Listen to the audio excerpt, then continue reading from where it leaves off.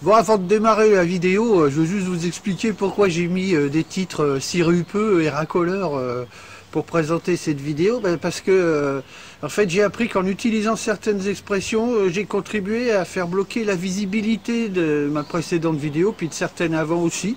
Du coup, je teste un autre langage, hein, mais le contenu de la vidéo ne correspond pas tout à fait au titre. Hein. Disons que c'est pas le même ton.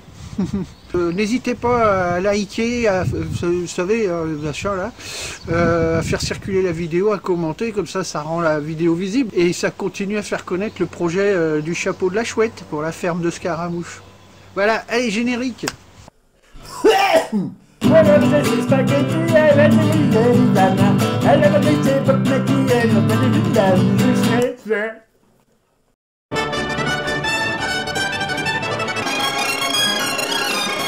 Chers amis, dans un an, c'est à nouveau le grand festival de la clownerie navrante, à savoir les élections européennes de 2024. L'Union européenne, qu'est-ce que c'est? C'est une grande farce, voire une imposture, que dis-je? Une escroquerie. On entend certaines voix parler de Europe sociale, Europe solidaire, Europe démocratique, Europe de la paix.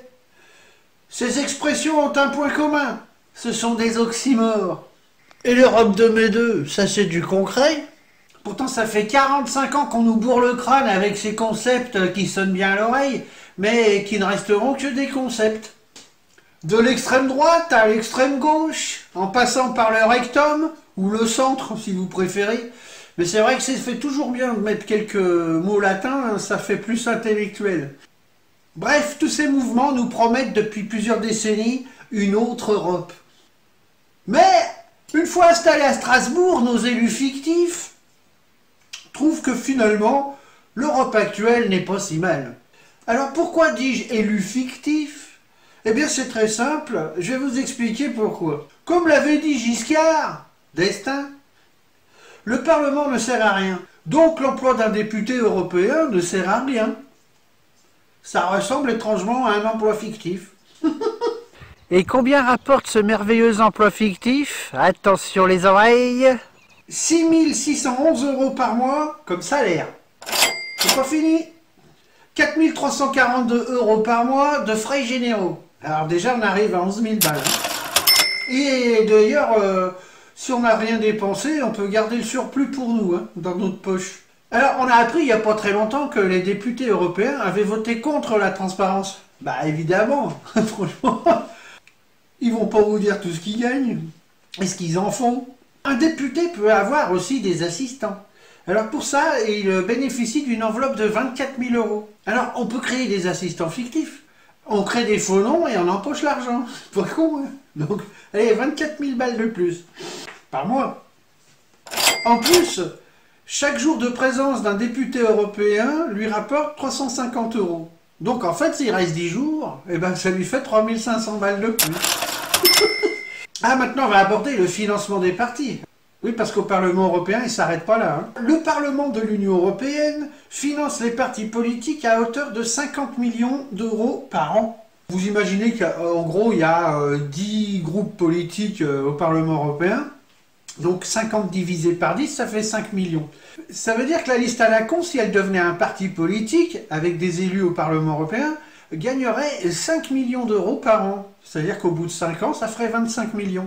Vous vous rendez compte avec ce pognon, le nombre de projets qu'on pourrait financer? Puis des projets intelligents. Hein. Ils savent pas ce que c'est que les projets intelligents à l'Union européenne. Vous comprendrez pourquoi les mouvements soi-disant rebelles, insoumis, altermondialistes, etc., etc., veulent rester dans l'ancienne Europe, tout en proposant une nouvelle Europe qui n'arrivera jamais. Et vous comprendrez pourquoi ils ne soutiendront jamais le Frexit. En clair, l'Union européenne verse 2 milliards d'euros à un Parlement qui ne sert à rien. Donc, moi je propose qu'on en profite. Hein. Vu que le ridicule peut tuer, à ce qui paraît, donc on va essayer de ridiculiser l'Union européenne, en s'en foutant plein les fouilles.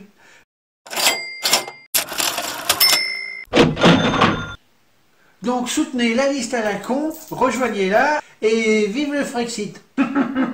Santé.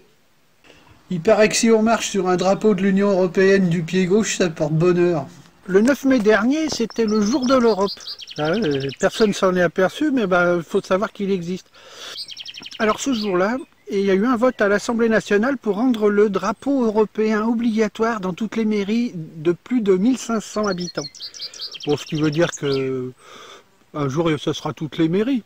Il est prévu de rendre aussi obligatoire la photo de Macron, de notre narcisse national, obligatoire aussi dans toutes les mairies. Ça nous montre bien qui est Macron au bout du compte. Hein. Oh là là là là, et patatras. Il manquait 35 députés LFI lors de ce vote, 34 députés RN et 48 députés LR. Et après, la France Insoumise vient nous dire oui, nous on veut désobéir au traité européen. Ils sont déjà pas foutus de se soumettre partout où ils se trouvent. Alors la désobéissance, c'est pas près d'arriver. Hein. Et puis je veux préciser que désobéir au traité, ça veut dire une amende d'1 million par jour par traité, 1 million d'euros. Donc je vous laisse imaginer au bout d'un an ce que ça coûte une désobéissance au traité. Alors que la meilleure façon de désobéir, c'est carrément de sortir de l'Union Européenne. Enfin bon, ça je l'ai déjà dit plein de fois. Ouais, puis pour faire ce genre de vote, ça veut bien dire qu'ils n'ont rien d'autre à foutre à l'Assemblée nationale, parce que alors cette histoire de drapeau et de portrait de Macron, franchement, c'était peut-être l'urgence du moment. Hein.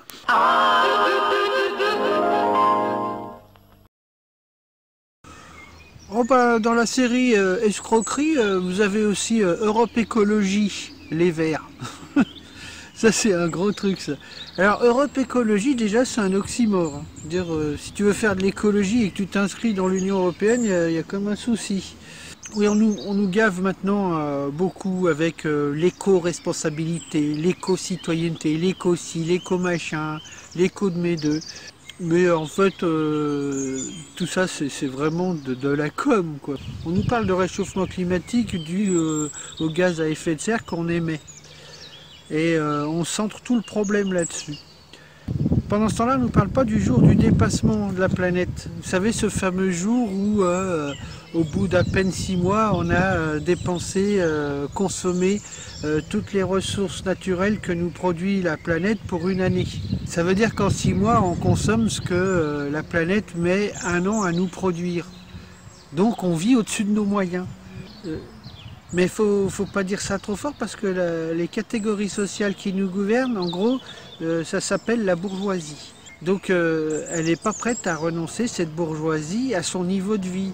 Donc elle nous parle de sobriété, alors que ça veut dire, si on traduit bien, restez pauvres et soyez contents de l'être, c'est pour le bien de la planète. Hein, oh ça c'est pas mal comme slogan. Hein. Soyez pauvres, soyez fiers de l'être, c'est pour le bien de la planète. On dirait du Séguéla. Et en fait, il faut savoir qu'en France, nous sommes déjà 12 millions de décroissants. Hein. Je me mets dedans parce que les revenus que j'ai en ce moment, c'est en dessous du seuil de pauvreté. C'est marrant, chaque fois que je fais un truc en plein air, t'as un avion qui vient ouvrir sa gueule. Enfin bon, c'est pas grave. Ces 12 millions de décroissants en France n'ont pas demandé à l'être. Ils le sont par la force des choses. Parce qu'ils ont peu de revenus, donc ils renoncent à plein de choses. Ils renoncent à vivre tout court, hein, ils survivent. Et pendant ce temps-là, on vient de nous parler de sobriété heureuse. Ah non, elle n'est pas heureuse pour tout le monde. Et puis ceux qui vous parlent de sobriété sont tous sauf des sobres. Ils veulent un univers propre, avec des énergies soi-disant propres, pour pouvoir continuer à vivre comme des bourgeois. Donc ils veulent avoir des voitures électriques, des trottinettes électriques, des éoliennes et des capteurs solaires partout, alors que la fabrication de ces merdes pollue à donf, ont un bilan carbone déplorable et du coup, c'est pas des énergies propres. On avait mis 2 banderoles, une contre les éoliennes, parce que c'est très cher pour rien. Puis la deuxième banderole, j'avais dit Macron, on t'emmerde. Il y a eu des documentaires là-dessus, hein, même sur Arte, hein, qui ont été très sérieux et qui nous disent qu'en fait, il y a une face cachée de ces énergies vertes. Non, non, ah bah ouais.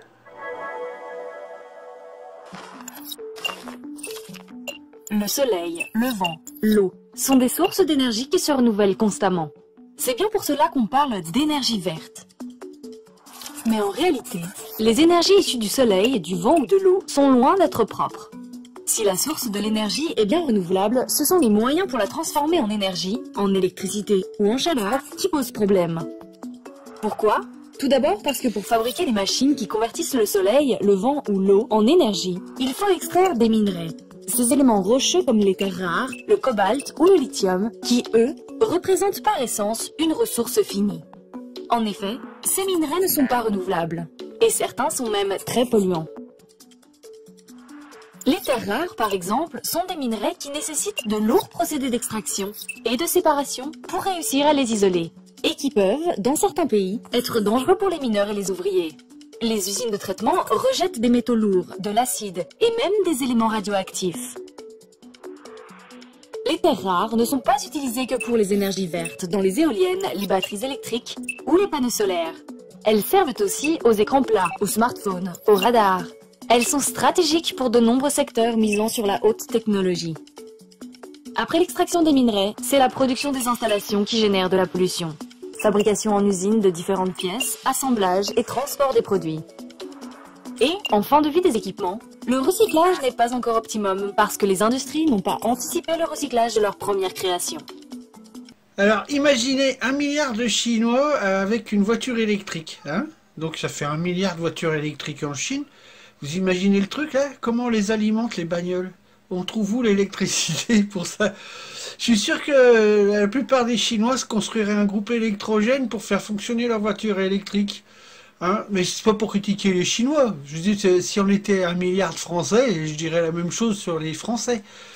Et on nage en plein délire, en fait. Donc la solution n'est pas dans les moteurs électriques. Il faut imposer l'idée qu'il faut remettre tous les services publics à proximité de chez nous. Ça veut dire que dans tous les villages, il faut qu'on retrouve des écoles, des postes, des perceptions, une gare, des hôpitaux, des petits hôpitaux, hein, des maternités, et je peux citer encore d'autres services. Et même des chiottes publiques, gratuits, laïques et obligatoires. Manquerait plus qu'on paye pour chier. À partir du moment où on a tout ça à proximité, on n'aurait plus besoin de prendre sa bagnole pour aller dans ces services-là. Et remettre aussi les petits commerces de proximité. D'ailleurs, pour flinguer toutes ces ZAC hideuses qu'on voit le long des voies express, comme en Bretagne vers chez moi, parce que la Bretagne est très belle sauf sur les voies express, on se dirait, tiens, vu que je prends pas ma bagnole, c'est toujours de l'essence qui n'est pas consommée, et comme je mets pas ça dans l'essence, je vais aller donner mon fric à un épicier ou au boulanger du coin, tant qu'à faire, et à force, si on faisait tout ça, les grandes surfaces se casseraient la gueule puisqu'on n'irait plus. En plus, il y aurait de plus en plus de marchés dans les villages, et du coup, on irait au marché. Il n'y aurait plus dans les grandes surfaces. Ce qui veut dire que les grands distributeurs, au bout d'un moment, ils seraient obligés de se mettre un doigt eux-mêmes. Parce que ça serait plus à nous de leur mettre. Il y a un acte écologiste tout con à faire, c'est de poser la question: où va le pognon de nos impôts, bordel de merde? Parce qu'il est censé financer tout ce qui nous rend service. Eh ben non, il n'y a plus rien qui nous rend service. Donc il faudrait se poser cette question-là, il faudrait même la poser aux personnes concernées. C'est-à-dire à nos élus, c'est-à-dire à nos dirigeants.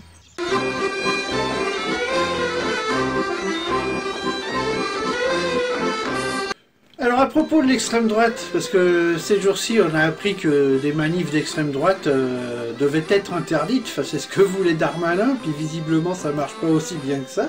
Alors moi je suis très voltairien, je suis contre toute forme d'interdiction de manif, de quelque bord que ce soit. Mais je voudrais dire quand même à ces gens d'extrême droite que j'ai toujours combattu, par les idées, par le débat, etc. Hein, et puis par les manifestations aussi. Je veux dire, vous êtes cons, parce que pourquoi vous voulez continuer à rendre hommage à Jeanne d'Arc, hein, parce que tout de suite vous passez pour des ringards, des passéistes, etc. Alors que perso, moi j'en ai rien à foutre que vous manifestiez pour Jeanne d'Arc, moi elle m'a rien fait. Mais c'est vrai que la presse bien pensante a tendance à ridiculiser ce genre de manifestation. Moi je serais vous, Si vous voulez vous faire entendre, vous achetez de la peinture et puis vous allez jeter un seau de peinture sur des œuvres de Van Gogh ou de Léonard de Vinci. Là, vous êtes sûr de vous faire entendre, et puis vous serez considéré comme avant-gardiste.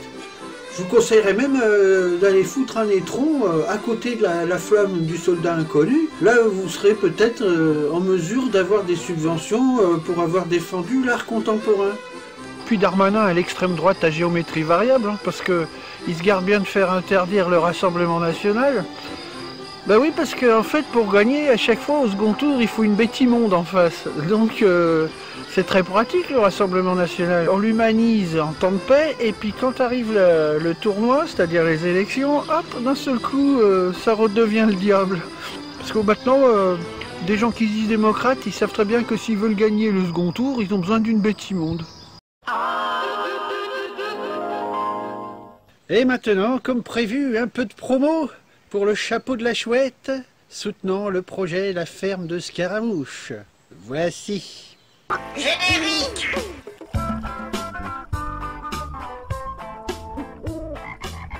Alors le chapeau de la chouette, c'est quoi? Eh bien c'est le nom que j'ai donné à une cagnotte Tipeee créée pour soutenir un projet de ferme pédagogique en Bretagne.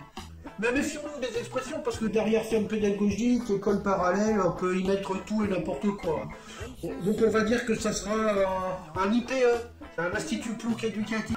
Donc pourquoi une ferme? Eh bien parce que dans une ferme on peut tout y faire en fait, c'est un micro-village la ferme, si on y réfléchit bien. Bah oui, on peut faire pousser des choses, hein. On peut faire de l'agriculture, donc on peut faire du potager, on peut faire pousser aussi des aliments, on peut faire pousser des spectacles, des festivals, parce que qui dit ferme dit grange, dit dépendance. Et bien dans une dépendance, qu'est-ce qu'on peut faire? Eh bien on peut monter une salle de spectacle, on peut monter une classe d'école, mais une classe d'école intelligente, hein, pas comme les habituelles.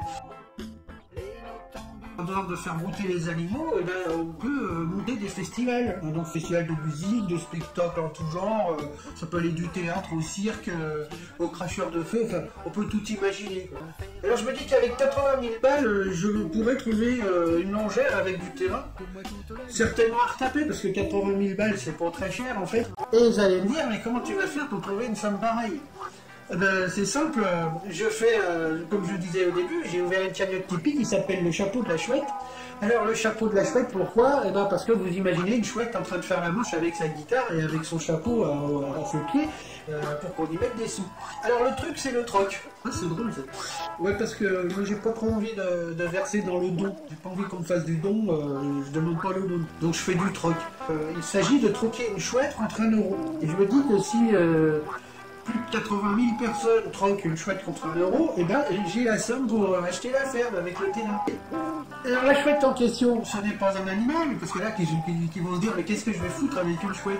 C'est une chanson que j'avais écrite pour les gosses, et puis du coup, ça a amusé les grands. Donc ça élargit le public. Ça c'est bien, c'est intéressant. Ouais, c'est chouette d'être une chouette, mais ils sont plus belles que d'autres. Donc vous pouvez télécharger la chouette sur Bandcamp ou sur Tipeee. Il y a toutes les indications là en dessous de la vidéo, là c'est écrit, c'est épinglé. Donc vous n'avez plus qu'à cliquer sur les trucs et puis vous vous retrouvez direct avec la chouette. Alors comment s'appellerait cette ferme? Eh bien j'hésitais entre la ferme de la chouette ou la ferme de Scaramouche. Scaramouche c'était un comédien qui faisait de la commedia dell'arte à l'époque de Molière. Et c'est d'ailleurs lui, Scaramouche, qui a donné à Molière l'envie de faire du théâtre, selon la légende. Pour terminer, des gens ont déjà téléchargé la chouette et ont versé des sous. Bon, ils ne sont pas encore très nombreux, mais quand même. Alors il y en a qui ont versé 1 euro et qui ont joué le jeu, mais il y en a d'autres qui se sont amusés à mettre 5 euros, d'autres ont mis 10 euros, et j'ai même reçu un chèque de 100 euros. Vous voyez? Donc voilà, je vous laisse, et puis n'hésitez pas à télécharger une chouette, et puis de liker. Et puis mettez des commentaires, hein, parce qu'il paraît que plus on like et plus on met des commentaires, et plus ça rend la vidéo visible. Donc en commentaire, si vous ne savez pas quoi mettre, hein, vous mettez prout, et puis ainsi vous aurez commenté, quoi. Et faites circuler la vidéo, il n'y a rien de mieux que le bouche-à-oreille. Le bouche-à-oreille, il n'y a rien de plus humain en fait. Hein. Une bouche qui parle à une oreille, c'est le début d'une relation, quoi. Bon, bah salut à vous et portez-vous bien, et à bientôt. Ouais, c'est chouette d'être une chouette, mais ils sont plus belles que vos joues. Les noctambules sont en fête et le coq chante ce gros balou.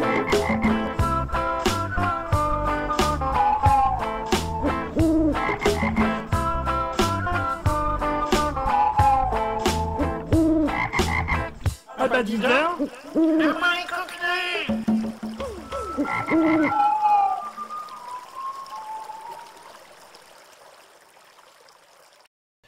Oh là là là là, et patatras. J'ai la preuve que Macron est un con. Pour ça, je vais juste prendre ce qu'avait dit un grand philosophe qui s'appelait Albert Camus. Il disait « Un homme, ça s'empêche ». Oui, parce qu'un homme qui a une conscience et qui a la conscience du monde sait s'empêcher pour éviter de verser dans la barbarie. Et ce à quoi avait répondu Michel Audiard, je pense sans le faire exprès, mais c'était dans le prolongement, il avait écrit ceci « Les cons, ça ose tout, c'est même à ça qu'on les reconnaît ». Et maintenant, on sait, depuis 2017, que Macron, ça fait 6 ans qu'il ose tout, et qu'il a tout osé. Et à mon avis, il n'a encore pas fini. Donc voilà la preuve. En plus d'être neuneux, Macron est inculte. Parce qu'il a dit récemment, la démocratie, c'est dire ce qu'on va faire et faire ce qu'on a dit. Eh ben, il y en a un dans l'histoire qui a fait ça. Hein. Je sais pas s'il était démocrate, mais en tout cas, ça sentait le gaz après. Hein. Oui, parce que lui aussi, il a dit ce qu'il allait faire et il a fait ce qu'il a dit. Hein. Il y a un moyen radical de destituer Macron, c'est de faire converger toutes les manifs de l'Hexagone sur l'Elysée. Parce que si on attend que les députés se chargent de lancer la procédure de destitution, bah, on a le temps de crever de soif. Hein. S'ils veulent un responsable, il est devant vous. Qu'ils viennent le chercher. Emmanuel Macron, oh, que t'es con, oh, bien te chercher chez toi. Emmanuel Macron, oh, tête de con, oh, bien te chercher chez toi. Emmanuel Macron, c'est une coquille vide. Il n'y a pas de projet, il n'y a pas de vision. Je ne me reconnais pas dans ce qu'Emmanuel Macron incarne. Emmanuel Macron, c'est l'homme sans projet, parce que c'est l'homme sans conviction. Monsieur Bruno Le Maire, ministre de l'économie. Je ne suis pas pour que le pouvoir de l'argent prenne le pas sur la politique. Je ne me reconnais pas dans ce qu'Emmanuel Macron incarne. Monsieur François Bayrou, ministre d'État, garde des Sceaux, ministre de la Justice. Je ne me reconnais pas dans ce qu'Emmanuel Macron incarne. Quelque part, vous me parlez comme s'il était toujours une puissance coloniale. Mais moi, je peux m'occuper de l'électricité dans les universités en Burkina Faso.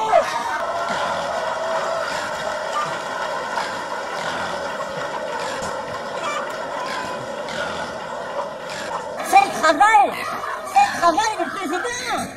Du coup, ils sont encore restés là.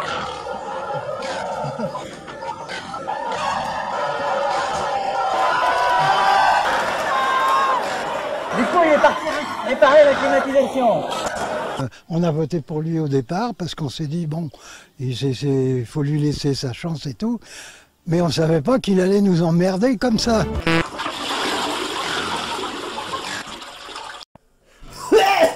Elle avait ses spaghettis, elle avait des lana. Elle avait ses spaghettis, elle avait des lana.